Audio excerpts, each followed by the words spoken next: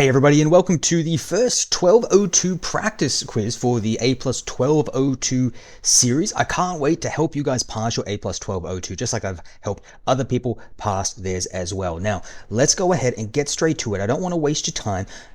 We'll do the first question. In this video, I'm going to give you one question from every exam objective to give you a well-rounded quiz to properly test your knowledge. Let's get to it, guys. The first question is from exam objective 1, and it reads, a cybersecurity professional is building a new system specifically for penetration testing. They require an operating system that is highly flexible for customizing tools and scripts, provides a secure and isolated environment for testing, and has strong community-driven support for security updates and niche tool development. The professional is budget conscious and wants to avoid any licensing fees. Which operating system is the most suitable choice? Is it A, Windows, B, Linux, C, Mac OS, or D, Chrome OS? Your answer is going to come in 3, 2, do pause the video if you need more time, 1, and the answer is B, Linux in this case, guys. All right. For this question, we need to know when we would use which workstation operating system for what purpose, okay? So Linux, in this case, was the correct answer because, 1, they were a penetration tester and they wanted those specific tools. Linux often comes with very specific penetration testing related tools, but they also gave us some more hints in the question. They said they wanted an open source operating system. Linux is an open source operating system, and they said they wanted to avoid any licensing fees. Linux is free. Okay, it also has a lot of community support. Let's take a look at all the operating systems you need to know about for your exam. All right, let's go ahead and take a look. Operating system number 1 is Windows. So Windows is widely used and has a lot of software availability with a lot of industry support. But because it is most of the market, most people have Windows, it can be a target for attackers. All right, it can be a target because they're going to want to target the most common operating system. So be aware of those differentiating factors. It has the most people have Windows. It has a high level of software availability and industry support, but can be a target for attackers. Linux is the free open source OS with diverse distributions. That just means different versions. It is completely free and hardware compatible. It does rely on community support, which means newer hardware compatibility can be a challenge, right? It relies on that community support to keep it updated. It's not like being driven by people who work for Windows or Mac to keep it updated, for example. Speaking of Mac, the next one is Mac OS, which is of course exclusive to Apple hardware, known for its ease of use and strong security due to tight integration. So it often has a higher initial cost and less industry support compared to Windows. So your two primary ones, Windows and Mac, right?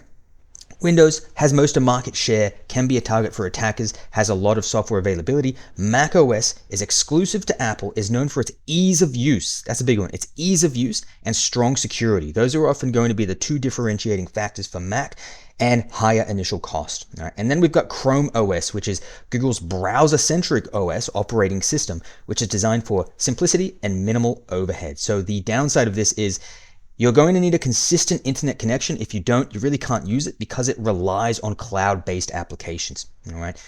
That being said, let's go to the next question. Hopefully that all made sense.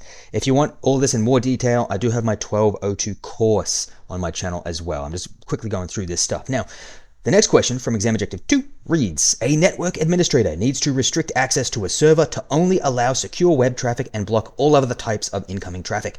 Which firewall security feature is most appropriate for this task? Is it A, application security, B, port security, C, system updates, or D, remote desktop protocol, otherwise known as RDP?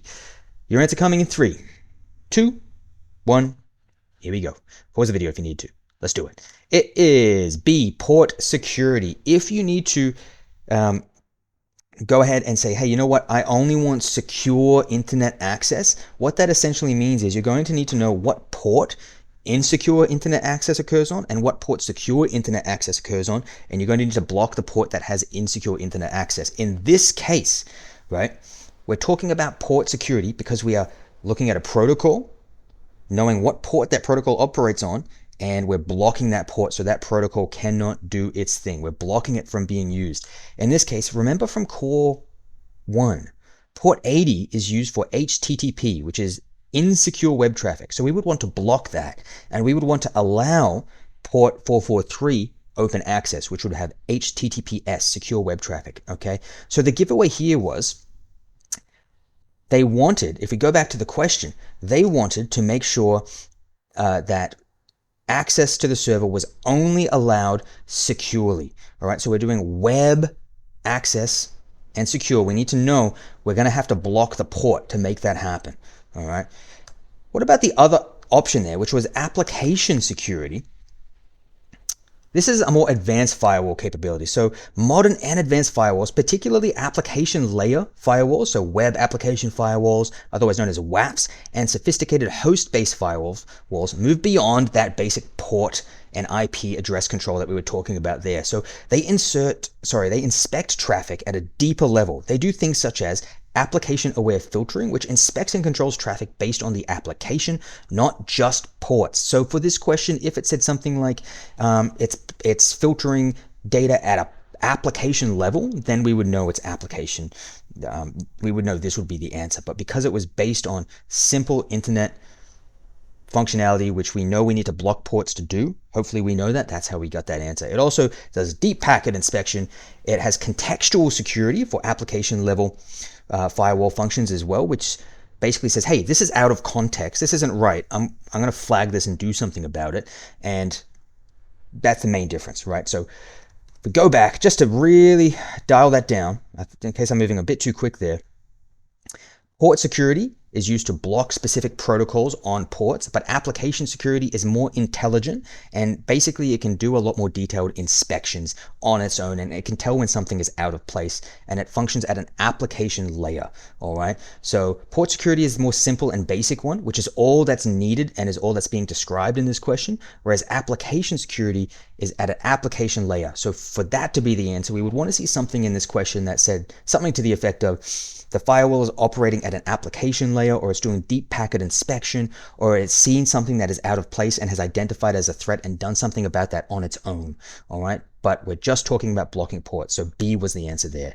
Hopefully I wasn't waffling on too much, guys. I know one of the things you guys like about my channel is I slow it down sometimes, so I try to do that while still keeping the pace going forward. Speaking of, let's get to the next question, which reads, when troubleshooting a service that will not start, what is the most important first step? Is it A, restarting the computer, B, running an antivirus scan, C, checking Event Viewer for error details, or D, trying to start the service manually?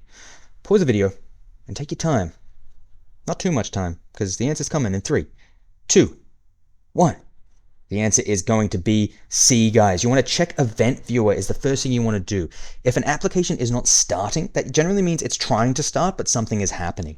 And Event Viewer is what we want to use to do that, all right? So let's go through Event Viewer, right? What do we use it for? Event Viewer is used to monitor logs of significant events on a computer system, both on a system level and at an application level. So if something goes wrong in the system, it's going to be in Event Viewer, and if something goes wrong in an application, it's going to be shown in Event Viewer as well. So it has system logs, application logs, security logs, and events can also be forwarded, right? So it allows an administrator to collect events from remote computers for those advanced capabilities. But if we're just talking about one device, just know that Event Viewer will collect logs based on something that happens in your system and something that happens on the applications within your system.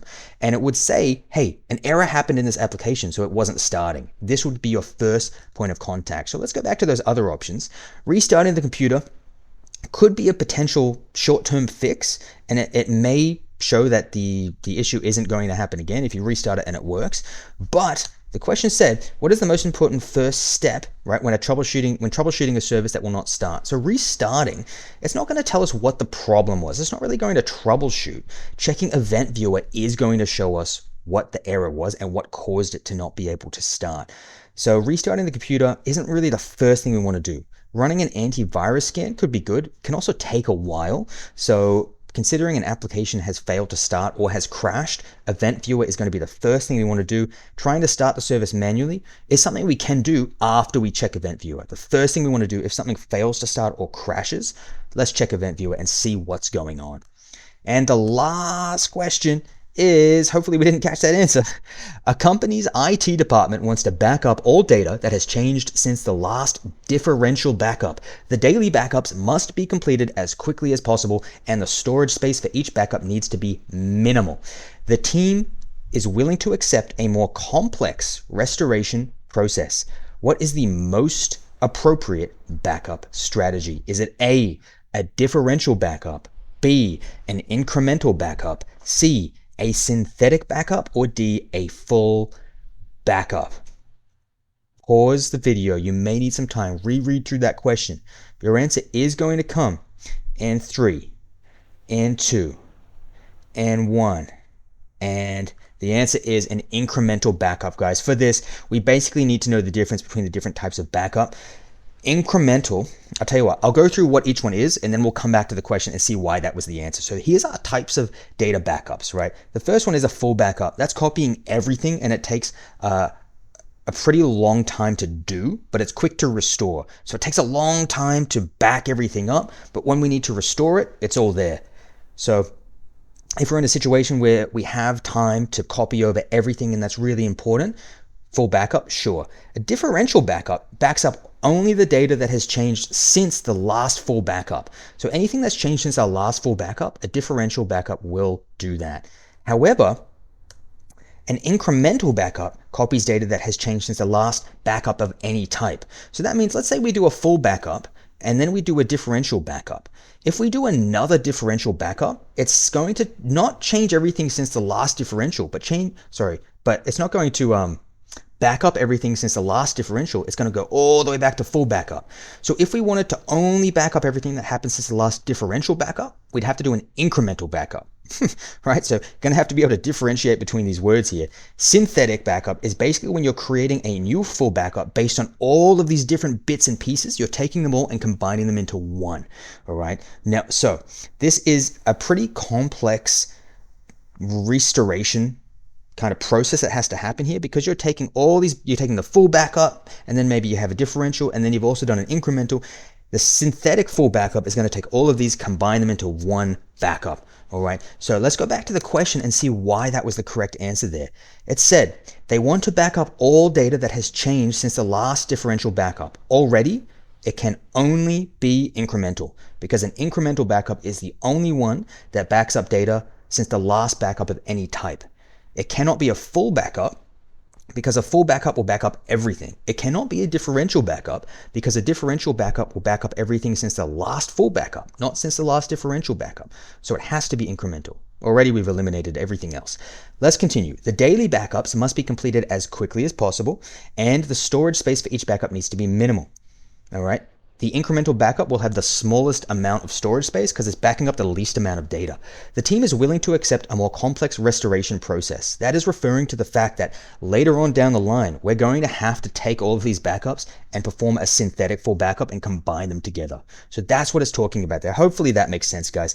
Look, if you have enjoyed what you have seen in this video, if you enjoyed the way I've broken it down, how it's all organized, you might like my learning guide. So my 1202 Ultimate Learning Guide is meticulously designed to support your exam prep. Basically what I do is I take every single exam objective and I break it down and I give you notes and practice questions for that specific exam objective. And I'll show you exactly what I mean, right? You get notes, active recall questions, and multiple choice questions for every exam objective. So let's show you what I mean, right? In the Ultimate Learning Guide for the 1202 exam, you can actually click on exam objective 1.6 over here, right? Let's say we click on exam objective 1.6. Does it work if I do this? No, that doesn't work. All right. And then I can go, hey, I want to go to the active recall questions or the multiple choice questions or the multiple choice answers for this section.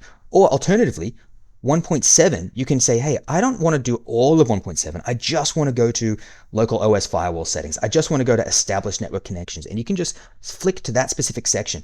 And each of these, 1.5, 1.6, 1.7, will have its own set of notes, own set of active recall questions, own set of multiple choice questions. So you can go through that content. All right. And once you get to the end, you get 3 full-length practice exams there as well. And people are saying my notes helped them pass their test. They're saying that they got full marks and are moving on to their Network Plus. And they're saying that they passed just a few minutes ago and have come to comment and let me know. All right. This person also passed their Core 1. So they're letting me know because the way that I've set it up, it's organized for your success. It's not random practice questions, all right? It's organized. I walk you through it all step by step, and then only after you've conquered that do I give you 3 random practice quizzes with performance-based questions in there as well. So it's a gradual increase in difficulty so you are ready. I'm not throwing you in the deep end, I'm walking you through it.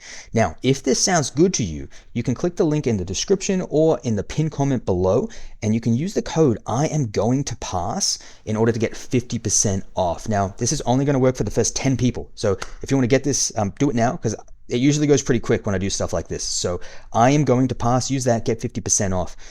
But it's reasonably priced anyway, so if you want to wait, you can wait, but that's just an option for you to get a discount. So with that being said, guys, I'll see you in the next one, and I can't wait to hear from you that you have passed your Core 2 exam. Bye, everybody.